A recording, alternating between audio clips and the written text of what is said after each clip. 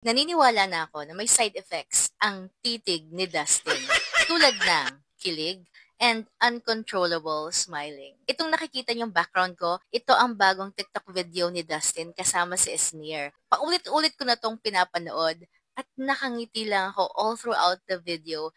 And kinikilig ako sa kanilang dalawa. Pansinin talaga kung paano tumitig itong si Dustin. Kahit sino atang artista na i-partner sa kanya tapos ganyan siya tumitig, kikiligin ka kasi with a sneer, kinikilig ako eh. Tingnan nyo. Oh, oh.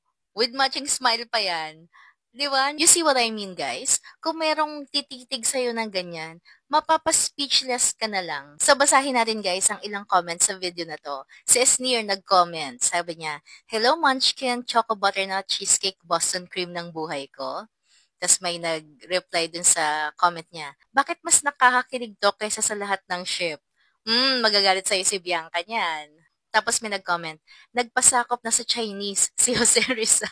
Tapos may nag-comment din, "Ganda mo talaga, Isneer." I agree, ang haba-haba ng hair ni Isneer. May comment din na, "Hoy, bakit parang bagay kay Dustin yung mga heartthrob na bad boy datingan na role sa movie?"